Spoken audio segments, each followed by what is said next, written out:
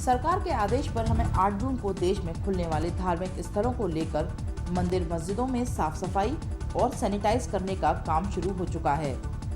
धार्मिक स्थलों के प्रबंधकों और मौलाना द्वारा सरकार की गाइडलाइन का पालन करने की तैयारियां की जा रही हैं। धार्मिक स्थलों के खुलने को लेकर लोगों में भारी खुशी देखी जा रही है। लंबे लॉकडाउन के बाद आखिरकार 8 जून से सरकार ने तमाम धार्मिक स्थलों को खोलने के आदेश दे दिए, जिसके चलते इन धार्मिक स्थलों में साफ सफाई और सैनिटाइज करने का काम शुरू हो चुका है। सरकार की गाइडलाइंस के मुताबिक सभी धार्मिक स्थलों में उचित कदम उठाए जा रहे हैं।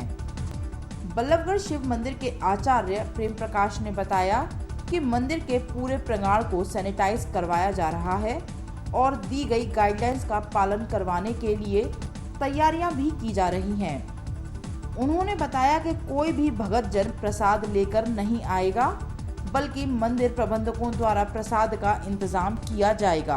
प्रशासन तो सबका ही प्रशासन है और प्रशासन की अनुमति यह है दूरी बना करके रखें, 5-5 मिनट की दूरी से सभी आएँ और सभी माथा टेकें। प्रसाद की व्यवस्था मंदिर से ही रखी गई है। प्रसाद की व्यवस्था ये नहीं कि साथ में लेकर के आएँ या हलवाई से बना हुआ प्रसाद लाएँ, उसको असभ्य माना गया है। पहले से भी प्राचीन काल में मंदिर में जो भोगराग की व्यवस्था होती थी वह मंदिर के अंदर ही होती थी, उसको अपरस सेवा कहते थे। तो अपरस सेवा से बीमारियां नहीं बढ़ती हैं, सपरस सेवा से बीमारियां बढ़ती हैं। स्पर्श करने से जितना चीज़ को कम स्पर्श होगा उतना ज़्यादा पवित्र माना गया है। अच्छा, मंदिर में प्रवेश द्वार पर है हाथ वॉश करने के लिए मशीनें लगाई गई हैं, क्या क्या व्यवस्था मंदिर में होगी? हैंड वॉश करने के लिए सैनिटाइजर हाथ का रखा हुआ है, जो पैर से चलेगा और हाथ उससे पवित्र हो जाएंगे।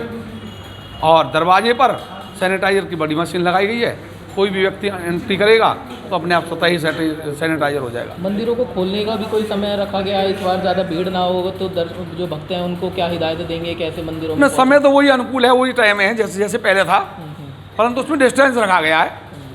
और यदि ज़्यादा भीड़ होगी तो टाइम और बढ़ा देंगे, जिससे कि भक्तों को परेशानी नहीं हो। 1 घंटा 2 घंटा और टाइम बढ़ा देंगे। समय तो अनुकूल वही है, पहले वाला ही। ऐसे में कहा जा रहा था कि कोरोना तो भगवान तो ना तो बीमारी बढ़ाते हैं ना घटाते हैं। कर्म तो जीव को खुद करना चाहिए। कर्म प्रधान विश्व रच राखा, जो जस कर यहीं तस फल चाखा। अब कोई व्यक्ति कुआं में गिरना चाहे, भगवान थोड़ी बचाएगा। कर्म करने के लिए तो जीव स्वतंत्र है। अरे अपने कर्म को सही रखिए, दूरी बना करके रखिए, बीमारी क्यों आएगी नज़दीक में? कर्म तो खुद ही करना पड़ेगा, भगवान थोड़ी भगाएंगे बीमारी को। बीमारी तो तुम्हें भगानी पड़ेगी भैया, कर्म तो स्वयं करो। वहीं दूसरी तरफ मस्जिदों में भी तमाम तैयारियां की जा रही हैं और इबादत करने वालों में खुशी की लहर देखी जा रही है। बल्लभगढ़ मस्जिद के मौलाना ने बताया कि लंबे लॉकडाउन के बाद अब लोग जागरूक हो चुके हैं और हम यहां सरकार की गाइडलाइन को लेकर तैयारियां कर चुके हैं। सरकार के आदेश अनुसार लॉकडाउन की पालना भी हो सके और अल्लाह के दरबार में इबादत भी की जा सके।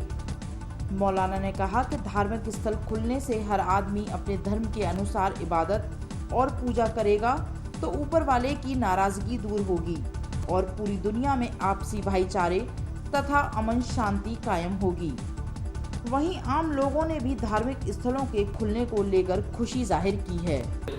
इसकी हमने पहले से ही पूरी तैयारी कर रखी है, क्योंकि जब 22 मार्च को लॉकडाउन हुआ तो उसमें लगभग हर आदमी, देश का हर नागरिक इससे जागरूक हो चुका। और जहाँ तक सवाल है मस्जिदों का, मंदिरों का, गुरुद्वारों का, चर्चों का, तो जैसे जैसे अब ये खुल रही हैं, 8 तारीख के बाद पता चल रहा है कि भाई ये खुलने जा रही हैं, तो उसी तरह से हम मास्क के साथ, सोशल डिस्टेंसिंग के साथ, साफ़ सफाई के साथ, और जो सरकार की गाइडलाइन आएंगी उन गाइडलाइनों के तहत हम मस्जिदों में अपनी नमाज का और मतलब उसका पूरी तरह से व्यवस्था कराने की कोशिश करेंगे, जिसमें कि लॉकडाउन का भी पालन हो जाए और इबादत भी तरीके से हो जाए और किसी को ये छुआछूत वाली बीमारी है जो कोरोना वायरस, ये भी ना लग पाए। अच्छा, कहा जाता है इस पर जो है प्रार्थना करने से बहुत सारे रोग, ये मुश्किलें सब समाप्त हो जाती हैं। पिछले 2-2.5 महीने से इबादत हर कोई नहीं कर पा रहा है। तो अब लगता है कि जल्दी से जल्दी जब ये खुलेंगे, सब मस्जिद मंदिर खुलेंगे, इबादत होगी, तो ऊपर वाला कुछ जो है रहम करम बरसाएगा।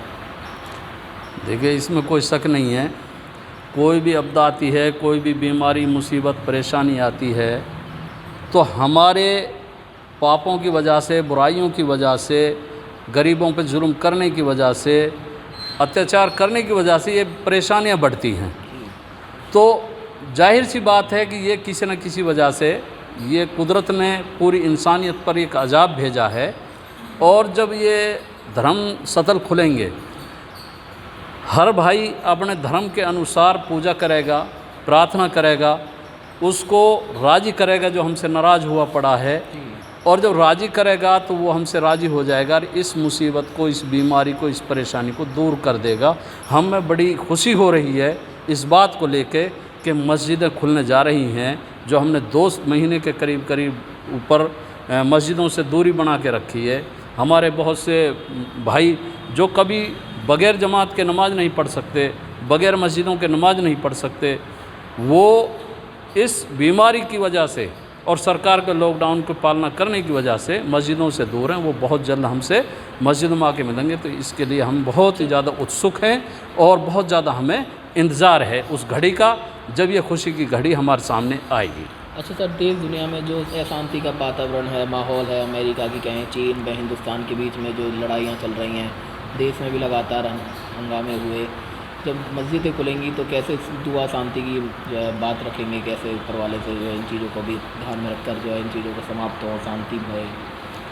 देखिए, वो सबकी सुनता है।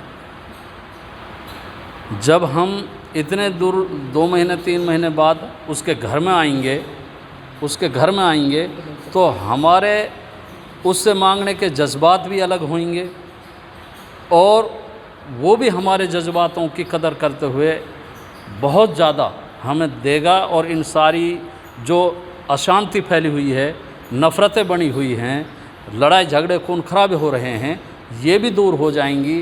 क्योंकि इस बीमारी ने सारे देशों को, दुनिया को एक कर दिया है। सबकी ताकत, सबका वो वजूद उसने ये दिखा दिया कि मेरे बगैर तुम कुछ नहीं कर सकते, चाहे अपना आप में कितने शक्तिशाली क्यों नहीं हो। चीन हो, अमेरिका हो, रूस हो और दूसरे देश हों, इसी तरह से हर देश को इस बीमारी ने ये दिखा दिया, ना तुम्हारे पास कोई इलाज है, ना इसका कोई दवाई है। अगर है तो वो सिर्फ कुदरत का एक हुक्म है, चाहे उसे प्रार्थना करके अपना मतलब कर लो और चाहे जिस तरीके से भी कर लो। इतने दिन हो गए और अपनी इबादत गाहों में हम नहीं पहुंच सके, अब खुलने जा रही है, तो ये बहुत खुशी की बात है। और अल्लाह ताला से हम इबादत गाह में अपनी दुआ मांगेंगे, सबके लिए, देश के लिए भी और बीमारी के लिए भी। तो ये सब ऊपर वाले ख़त्म करेगा और बहुत खुशी की बात, हम अपने सजदे करेंगे, जाएंगे और अपने नियम पालन से वहाँ नमाज अदा करेंगे। बहुत खुशी की बात है। इस बार जो है मस्जिदों में जब आप दाखिल होंगे या पहुँचेंगे इबादत करने के लिए, तो कोरोना महामारी के नियमों का पालन करना पड़ेगा। कैसे सब चीज़ों का फॉलो होगा, कैसे नियम कायदे कानून के अनुसार? देखिए, ये सब हम एक दूसरे को समझना भी चाहिए और नियम पालन से ही मंदिर मस्जिदों में जाना चाहिए। और जो सरकार गाइडलाइन देगी हमें, और उनके तहत ही अपनी इबादत गाहों में हम जाएंगे।